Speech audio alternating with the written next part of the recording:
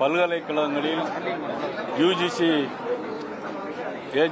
Member நியமனம் குறித்து ஒரு தீர்மானத்தை கொண்டு வந்திருக்கிறார்கள்.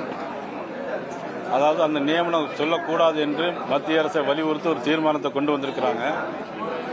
உங்களுக்கு வகை வகையா சுவையா சமைக்க தெரியுமா?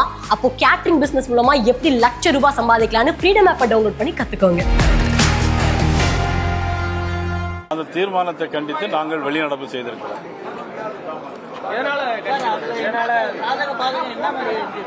அதுல ஏற்கனவே இப்போ வைஸ் சான்சலர் நியமனம் பண்றதுக்கு 3 உறுப்பினர் இருக்கிறாங்க.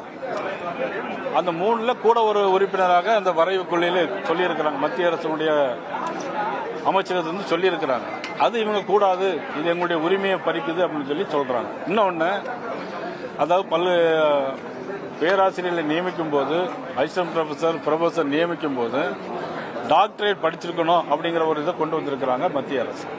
இவங்க டாக்டரேட் படிச்சிருக்க வேண்டாம், ஏற்கனவே இருக்கு போலதான் இருக்கணும் அப்படின்ட்டு இவங்க சொல்லி ஒரு தீர்மானத்தை கொண்டு வர்றாங்க.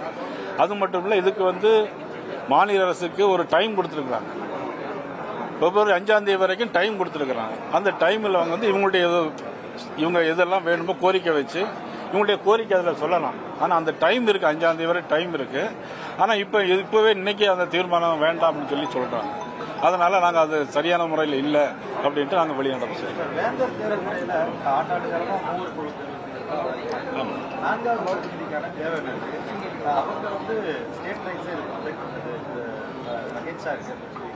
இல்லை இருக்கலாம், நீங்கள் சொல்றது கூட சரியாக இருக்கலாம். ஆனால் என்னன்னா, அது பிப்ரவரி 5ஆம் தேதி நம்ம டைம் இருக்கு. அதை போய் சொல்லி அவங்க செய்யலை அப்படின்னா தான் நம்ம அதை பற்றி பேசணும். இந்த தொடர்ச்சியாக சட்டப்பேரவை எதிர்கட்சி சட்டமன்ற உறுப்பினர்களை நேரலையில் காண்பிக்கல அப்படின்னாங்க.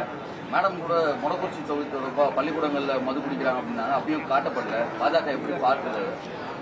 நிச்சயமா அது ஒருதலை பட்சமாக பார்க்கணும்.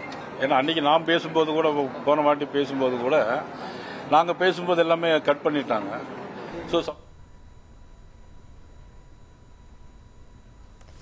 சட்டமன்றத்தில் இயற்றப்பட்ட தனி தீர்மானத்திற்கு எதிர்ப்பு தெரிவித்து பாஜக வெளிநடப்பு செய்திருக்கிறது. யுஜிசி பல்கலைக்கழக மானியக் குழு வரைவு விதிமுறைகளுக்கு எதிரான தனி தீர்மானத்திற்கு எதிர்ப்பு தெரிவித்து பாஜக வெளிநடப்பு செய்திருக்கிறது. அந்த அண்மை செய்தியை பார்த்தோம். அதனைத் தொடர்ந்து பாஜக நிர்வாகி நயினார் நாகேந்திரன் செய்தியாளர்களை சந்தித்து அதனை தெரிவித்தார். அந்த நேரடி காட்சிகளையும் பார்த்தோம் நேயர்களே.